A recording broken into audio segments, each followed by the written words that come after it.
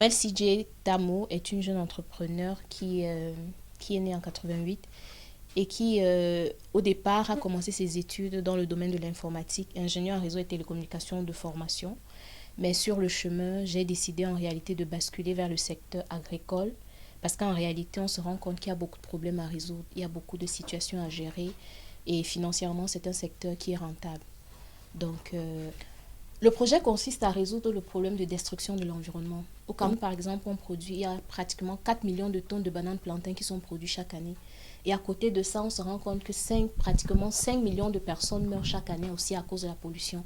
Alors, PRA se positionne en réalité comme une solution, non seulement à la déforestation, parce que nous récupérons les 30 bananiers qui sont abandonnés en champ, c'est-à-dire lorsque l'agriculteur récupère son régime, nous maintenant, on récupère le tronc que lui n'utilise pas, on décide de transformer en emballage. En le faisant, c'est quoi? On crée de la richesse, on crée de l'emploi.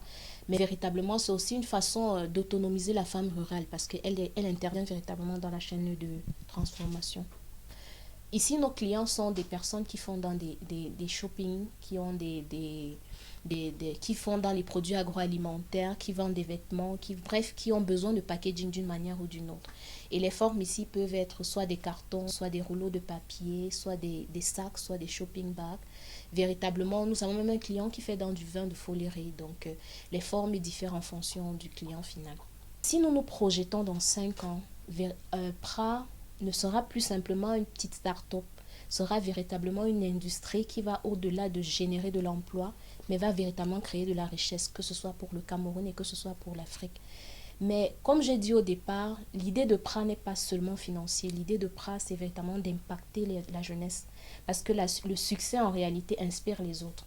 Les enseignements que nous recevons, les formations que nous recevons, les prix que nous avons, ce n'est pas une histoire de l'équipe de PRA, mais c'est une histoire de... Parce que nous participons à beaucoup d'événements, des foires, des formations entrepreneuriales. Nous essayons à notre petit niveau de former les autres, d'impacter les autres.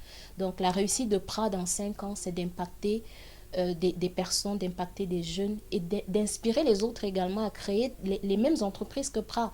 On a suffisamment de matières premières, alors pourquoi il n'y a que PRA? Pourquoi il n'y a que 2, 5, 4 entreprises qui font dans la transformation des troncs?